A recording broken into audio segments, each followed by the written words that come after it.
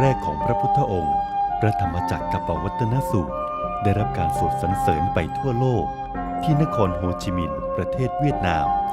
พุทธบริษัทสี่ที่นี่เริ่มหันมาสวดธรรมจักรกันมากขึ้น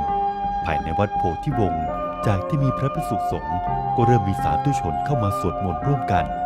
ถึงแม้จะเริ่มต้นได้ไม่นานแต่ความตั้งใจที่แน่วแน่และศรัทธาที่แน่นแฟ้นในพระพุทธศาสนาได้บันดาลใจให้พบกับความสุขจากบทสวดอันประเสริฐและการมาปฏิบัติธรรมร่วมกัน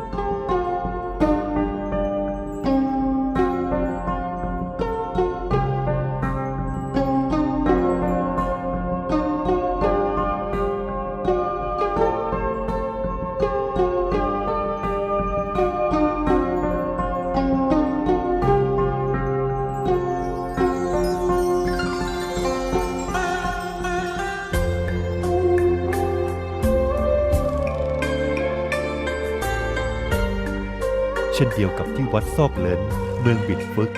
ที่มีญาติโยมให้ความสนใจเข้ามาร่วมกิจกรรมกับคณะสงฆ์ถึงแม้ส่วนใหญ่จะสวดมนต์บทธรรมจักรกัปปวัตตนสูตรกันไม่ได้แต่บทสวดอันไพเราะที่ได้ยินได้ฟัง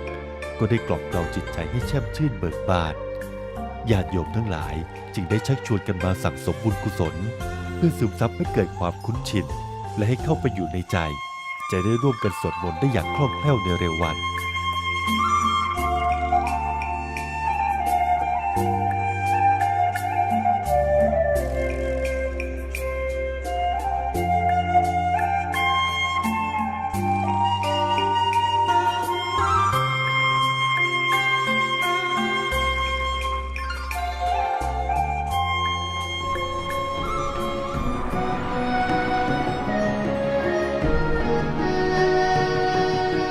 ได้ว่าเป็นจุดเริ่มต้นที่ดีในประเทศเวียดนามที่บทสวดสรรเสริญธรรมะบทแรกพระธรรมจักรกัปปวัตตนสูตร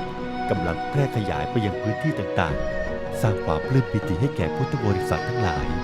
ดังภาพที่ปรากฏภายในวัดจันทรังสีนครโฮจิมินห์ที่มีคณะสงฆ์และสาธุชนร่วมกันสวดธรรมจักรเป็นครั้งแรกถึงแม้ว่าเพิ่งเริ่มต้นจึงสวดได้ไม่คล่องแคล่วนักแต่ความมุ่งมั่นของทุกคนกลับเกินร้อย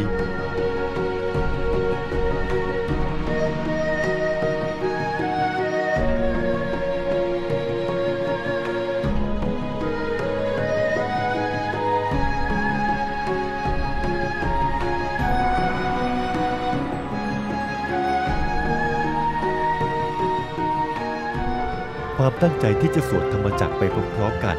ได้สร้างความสุขและความเบิกบานใจให้แก่ผู้มีส่วนร่วมทุกคน